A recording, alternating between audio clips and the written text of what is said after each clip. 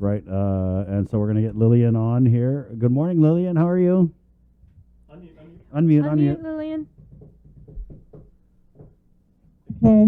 Hi. Good morning. Good morning. Hi. Good morning. Happy Monday. You too. Happy Monday. So Been a while. yeah, it's been a while. We miss you. I know. Can we just get I right know. into I it? miss you guys too. We're so backed up. But what's the status? Guam Memorial Hospital to enter the premises. Do you need to be vaccinated or unvaccinated? Is there any way that this EO is affecting your ops at the hospital? We haven't yet required that you have to be vaccinated in order to enter the facility. We're meeting tomorrow with our COVID huddle, but as far as visitation, it's still we're still on restrictions.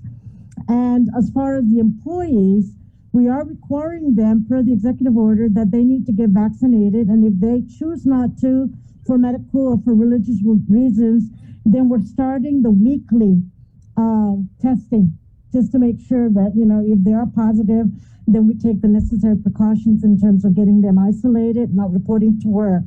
But that's already in effect in terms of weekly swabbing, because remember, to be fully vaccinated, you have to have completed the second dose in 2 weeks. And so we've already started the vaccination, and if they choose not to, then we start the weekly swabbing. Have you had any employees? I know that a majority of GMH staff are vaccinated, but have you had any that said, no, this is against my civil rights. I don't agree with this. You shouldn't be telling me that I should have to what to put in my body, etc. There have been some individuals who have underlying medical conditions, and so they're concerned. But we are working with them and assuring them, based on science, that they can still get the vaccination. And so we're working through that list. We've since the executive order came into effect, the number of employees getting vaccinated has increased. I think last week we had like about 36 employees who then came and got vaccinated. So the number, we had like a little bit over 100 who were not vaccinated 2 weeks ago. But since the executive order, that number has gone down to be less than 100 employees. And we're still getting them vaccinated because our vaccination clinic is open. And so they're still coming in to get vaccinated. But yes, there are some individuals who have medical and religious reasons. I don't know the number, how many of them, but there are some. What about for those who don't have any reasons such as medical or religion? They're just based on we don't want to get the vaccine. Period. They're vegan. Yeah. Individual, personal reasons. Yeah. Well, again, they still have to be subject to the weekly swabbing. Okay, yes. Let's get into go ahead. Go ahead. I wanted to get into the COVID census. Yeah, could we get into the COVID census, Lillian? And then also, because I know that Dr. Hoa has said over the last couple of weeks that hospitals are at capacity with non-COVID. So if we could just cover both, go ahead. Sure. Yeah, we've been hovering over 160 in terms of the non-COVID patient census. And along with that, this weekend we are up to 15 COVID individuals. 4 of them are in the ICU level of care, not a ventilatory support, but they are at the ICU level of care needing close monitoring and supplemental oxygen. Just this morning we received a pediatrics case. We're now up to 16. Yes, we are up to 16 COVID patients in the house. The one that we received who was a pediatric is under 15 years old. So we do have that individual just this morning. Is that under 15 vaccinated? No, ma'am, not vaccinated. Under 12? So of the 16 that we no, have I'm sorry, now, but under you said that pediatric case was under 15 years of age? 15 years old. Under 15 years of age. Is yes, he under 12 years of age? No, we don't have under 12. Okay, just want to make sure. Correct. We don't have any in the house. It doesn't mean that there aren't any in the community, because last week we had a family, a mother with 4 children. I think 2 of them were 2 years old and 1 was 8 years old, but they got released home to home isolation.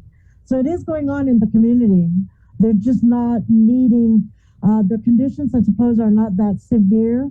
And so therefore they're not needing hospitalization.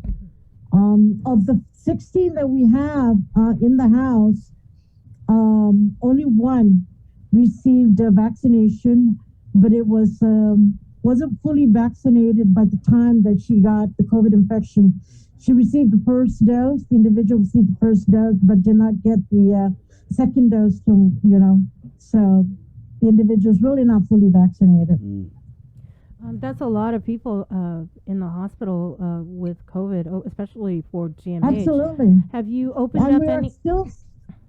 we're still seeing individuals coming through ER who are COVID positive, but their conditions are not so critical and not so severe that some of them have been released to home isolation or even to the ISOFAT. I'm sorry, what was your question, Sabrina? Yeah, that's what I was going to ask. If you guys were going to be opening up the SNU at any point, like soon.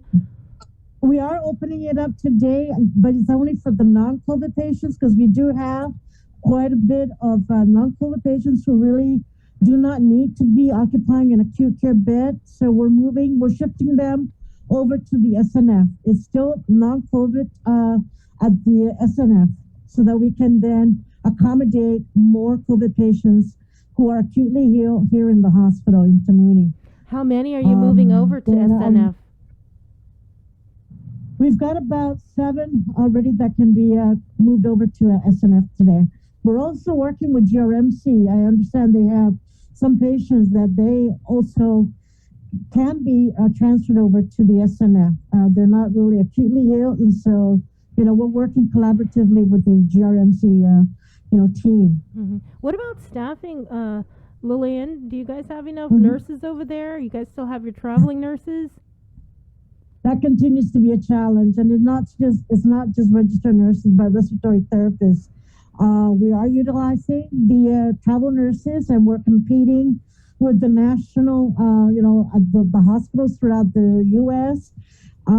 It's a challenge also because they're in demand. They're in great demand, and with that demand, the hourly rate has gone up, and so we're challenged with that. But they are still willing.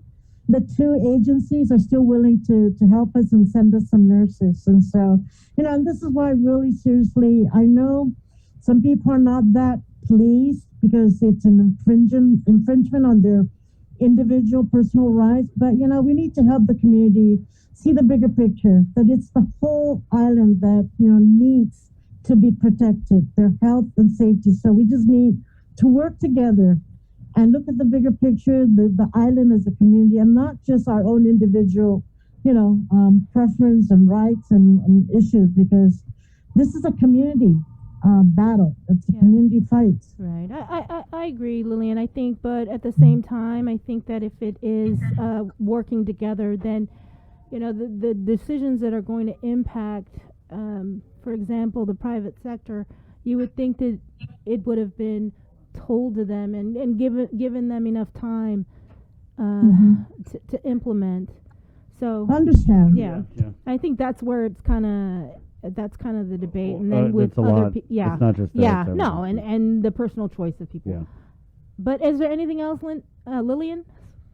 No, again, continue get vaccinated. If you can, get the vaccination. Right. That's really our weapon, our tool for our community to get through this successfully, and hopefully no more lives will be lost, and especially the young people, they don't get sick with this COVID. Right. Well, thanks again. Yeah, Lillian, and definitely that news about a pediatric admission for COVID is I think going to add already to many parents' anxieties this morning. So thank you. Absolutely. You for that. Right on.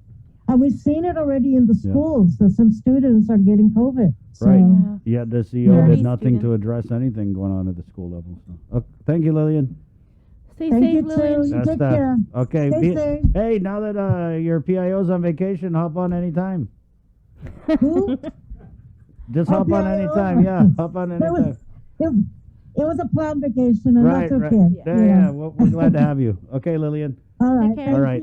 Hey, it's 8:39. We're going to do work week weather, which is probably